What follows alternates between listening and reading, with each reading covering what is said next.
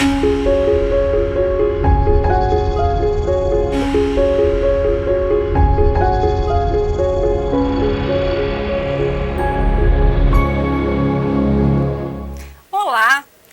E nós estamos aqui com a aula de número 12, na disciplina de Ética Profissional. E olha só o que nós veremos na aula 12, elaboração de currículo. Muito bem, eu vou começar falando o que a gente não deve colocar no currículo. E essas dicas foram extraídas de um site de uma grande empresa na área de recrutamento. Então, algumas coisas é consensual, né? Todos os entrevistadores e headhunters do mercado concordam com aquilo, e outras coisas nem tanto. Eu mesma vou fazer algumas observações com relação a essas dicas que foram dadas nesse site, ok? Primeira coisa, não precisa colocar um título no currículo. O currículo já começa com o nome da pessoa, então essa ideia de escrever lá currículum vitae não precisa. Ok? É considerado um termo, de certa forma, até ultrapassado. Mas é um termo do latim, uma língua morta, né? E, enfim, a gente muitas vezes usa no encaminhamento do currículo, mas a gente pode simplesmente usar a palavra currículo no português e não no latim. Não se coloca isso, com certeza, né? Não se coloca número de documentos pessoais, o número do seu CPF, o número da sua identidade, o número da sua carteira profissional. Não é necessário colocar nada disso. Esses documentos, normalmente, eles são solicitados na fase final já do processo seletivo. Então, não é necessário colocar número de documentos no seu currículo. Bom, pretensão salarial é uma coisa que a gente evita colocar. E nós só vamos colocar a pretensão salarial quando realmente for solicitado e obrigatório. Então, no caso, já existe, né, como vocês viram lá no Código de Ética, já existe, né, um piso salarial. Já existe ali definido qual que é o salário. Então, é dali para cima, não pode ser dali para baixo. Tá? Então, a gente não vai colocar a pretensão salarial sabendo que esse salário deveria ser pelo menos o salário da categoria. Não é necessário colocar referências profissionais, tá? O nome de pessoas, né, que poderiam ser contactadas nos seus empregadores anteriores. Então, não é necessário colocar essas referências profissionais, ok? Mas é importante que você as leve na sua entrevista de emprego em uma folha à parte, porque ela poderá ou não ser solicitada ao final da entrevista ou na hora de preencher algum documento. Mas no currículo a gente não precisa colocar isso. Bom, a assinatura é um pouco controverso. Esse site, por exemplo, ele diz que não se deve colocar assinatura, porque não é um documento que precisaria realmente ter ali uma tinta, né, a assinatura à tinta. Bom, eu gosto de assinar os meus currículos e colocar a data da atualização do currículo. Veja bem, eu tenho 43 anos de idade. Eu utilizo um currículo há muitos anos. Então, eu sempre coloco a data de atualização do currículo. Então, eu coloco o mês e o ano e normalmente assino.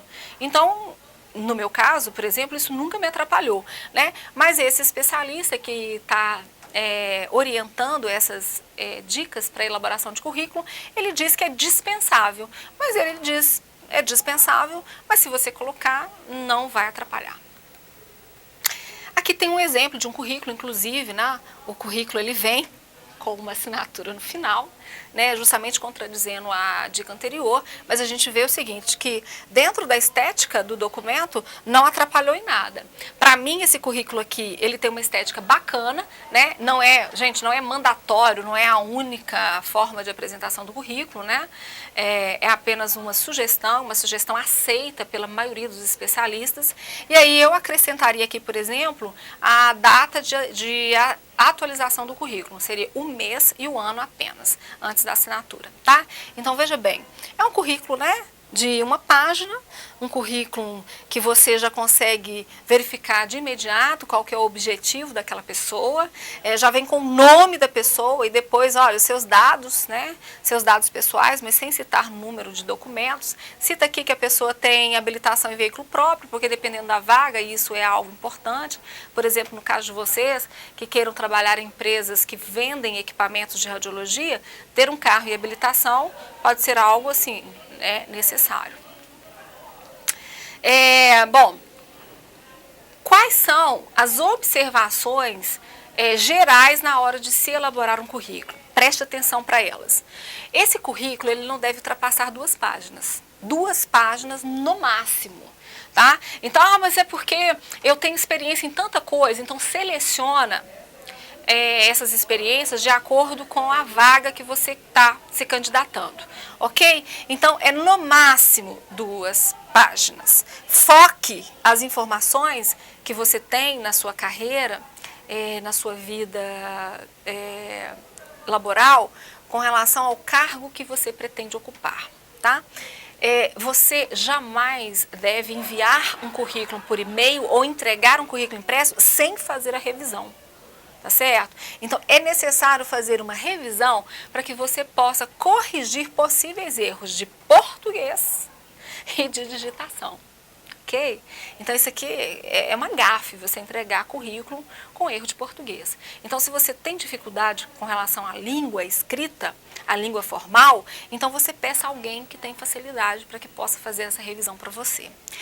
Foto, a gente só coloca quando é solicitado. Tá? E normalmente, nas vagas para técnico em radiologia, isso não é uma exigência, tá certo? Então, não coloque foto, mas se você for colocar, por ter sido solicitado, você então coloque uma foto mais formal possível, uma foto 3x4. Gente, nada de colocar fotos, né, com biquíni ou foto malhando de forma alguma. Tem que ser uma foto realmente formal, tá? Muito bem. Eu sei que muitos aí vão buscar o primeiro emprego na área da radiologia, né? Então, para quem busca o primeiro emprego, vale ressaltar no currículo as experiências na faculdade. No caso de vocês, aqui na escola técnica. Né? Quais são as visitas técnicas que vocês fizeram, quais foram as aulas práticas que vocês fizeram, né? Quais foram os trabalhos em grupo, né? Que tem uma significância dentro daquela vaga pretendida. Então, ou seja, se você fez algum trabalho voluntário, se você fez algum curso extra dentro da área, coisas que podem aí mostrar as suas habilidades e as suas aptidões. Né? Então, você pode não ter uma experiência como técnico em radiologia, mas você pode ter tido experiências, né, enquanto você estava se preparando para o mercado de trabalho e que pode então ser um diferencial e chamar a atenção de algum recrutador no seu currículo. Bom, então essas observações são gerais, devem ser observadas e logo depois então vamos aí para o que deve constar nesse nosso currículo. Primeira coisa são os dados pessoais, então vocês viram lá no exemplo que eu dei, né? Tá aqui um pedacinho dele. Primeira coisa é o nome. Normalmente a gente coloca esse nome centralizado, mas eu também não vejo nenhum problema de você colocar ele justificado aqui à sua esquerda. E em negrito, né? Você dá um destaque para o seu nome, é a primeira coisa que vem. E aí depois você entra aí com, né, estado civil, né, a idade, né, como aqui é o caso, né, do fulano de tal da Silva. E aí vem aí, olha, os seus contatos, né, o telefone. E aí lembra, né, se você tiver se candidatando a uma vaga fora da sua cidade, de colocar o DDD. Né? Aqui, por exemplo, não tem o telefone, não tem o DDD. Então, a gente precisa tomar cuidado com isso, tá? Colocar o DDD e não esquecer de colocar o e-mail, porque muitas confirmações de entrevistas e até convites para participar de processo seletivo chegam através do e-mail. Logo depois, você deve já colocar o seu objetivo, né? Então, veja bem, olha, o objetivo do fulano de tal da Silva é estagiar na área jurídica. O seu poderia ser estagiar, né, na área da radiologia, por exemplo, porque todos aqui terão que passar por um estágio, né, pela prática da radiologia no estabelecimento de saúde. Então, a gente já deve colocar esse objetivo, porque quem recebe esse currículo já vai fazer, né, uma verificação se tem oportunidade ou não para ele, ou como recebe currículos, né, de várias pessoas, então já faz ali a identificação de onde aquele currículo poderia ser aproveitado, ok? Bom, logo depois, então, a gente coloca a formação acadêmica, né, onde você vai colocar o nome da instituição de ensino que você cursou, qual que é o nome do curso que você cursou. E, gente, é importante você colocar qual que é a data de início do curso e a data de término, que pode ser mês e ano ou só o ano, tá bom? E aí, você vai colocar esses cursos, porque você pode ter mais de um, por ordem de importância. Então, normalmente vem a pós-graduação, depois vem a graduação, depois vem o técnico, e assim por diante. Cursos técnicos, que é o caso de vocês, eles devem ser citados quando eles têm relação com a área pretendida. Então, se você é técnico, por exemplo, em contabilidade, e você quer uma vaga na área de radiologia, você não precisa citar que você é um técnico de contabilidade. É importante que você coloque lá realmente o seu curso técnico na área de radiologia, ok? Tem muitos técnicos na área de administração, então nesse caso também a gente não precisaria colocar. Então, olha só. Esse currículo está seguindo algumas dessas orientações, e aí vem aqui, por exemplo, a formação. Então, olha, cursando nível superior em Direito. E aí, no caso de vocês poderiam já colocar, que é o caso, cursando curso técnico em Radiologia na Meta Escola Técnica, para valorizar aí a nossa escola, que inclusive é muito respeitada, né, na área da radiologia, ok? Logo depois, você vai colocar a sua experiência profissional, né? E aí é onde a gente vai colocar o nome das empresas que nós já trabalhamos, e aí a ordem que você vai escolher é do último emprego, tá, para o primeiro, né? Então, é o mais recente, né? Então, você vai colocar o nome da empresa, seguido do cargo, o período que você atuou naquela empresa, ou desde quando você trabalha lá, porque pode ser que você ainda esteja trabalhando, né? E quais foram as funções que você exerceu, quais foram as atividades que você exerceu de forma bem sucinta, né? Sem ser prolixo, sem falar muito. Então, 2, 3 linhas no máximo para cada empresa, né? Esteja atento para a descrição dessas atividades que você desenvolveu lá, pois é através desse item que muitos, né, recrutadores vão selecionar e entender um pouquinho do seu potencial. No caso de um currículo enviado com o objetivo de estágio, então aí nesse caso você deve realmente colocar as atividades que você tenha feito aqui na escola mesmo, tá? Coloque, se possível, em forma de itens, né, para facilitar essa avaliação. Então, a gente pode colocar em forma de itens aqui, por exemplo, a pessoa colocou as funções ao invés de colocar o nome da empresa. Mas o que é recomendado mesmo é que quando você vai falar da sua experiência profissional, você coloque o nome das empresas seguido, então, do período e das atividades que você exerceu lá, ok? Então, aqui, colocou a função e o nome da empresa. É errado? Não, não é errado, porque não existe uma norma que fala o currículo tem que ser feito dessa forma. Então, estou colocando para vocês as duas formas. Eu prefiro, pessoalmente, colocar primeiro o nome da empresa e depois o nome do cargo. Alguns recrutadores preferem saber primeiro qual foi a função que você exerceu, para depois saber aonde é que você exerceu aquela função, ok? Bom, se você fala alguma língua além do português, então você vai citar o nível e o idioma que você fala, né? Esse conhecimento que você possui. Cuidado, porque isso pode ser cobrado, né? Então, se você fala, se você informa no seu currículo que você tem domínio de um idioma, né, e isso foi importante para a empresa, você pode ter que passar por uma prova para poder comprovar, então, aquela sua habilidade, né? Se você estiver estudando, então você coloque lá que você está cursando. Lembre-se que, se for necessário para o cargo, você realmente será testado nessa língua. Então, a gente não pode mentir no currículo, não é mesmo? Nós estamos falando de ética, então isso é óbvio, né? Nós não vamos mentir.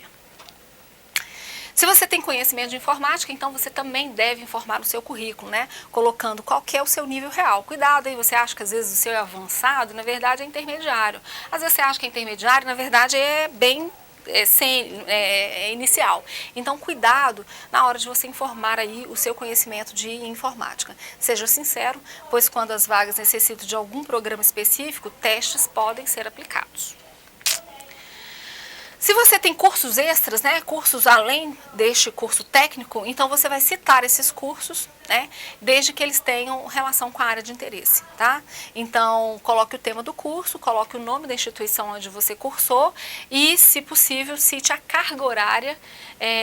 Foram quantas horas? 8 horas, 40 horas, 200 horas, né, para que o entrevistador, o recrutador, possa saber qual que é o impacto daquele curso aí na sua carreira. Muito bem, então na aula de hoje nós vimos algumas dicas importantes e bem introdutórias com relação à elaboração do currículo. Então nós vimos que é importante, antes de encaminhar um currículo, antes de entregar um currículo, fazer uma revisão ortográfica, né, para que não haja erros de português, que ele tem que ser resumido em no máximo 2 páginas e que nós devemos ser honestos com relação àquilo que nós estamos declarando no currículo. Portanto, não podemos mentir, dentre muitos outros. E na próxima aula, nós veremos sobre a entrevista de emprego. Como se comportar numa entrevista de emprego, para a gente completar aí, então, né, esse pacote de videoaulas que vai estar te preparando aí para faturar uma vaga no mercado de trabalho.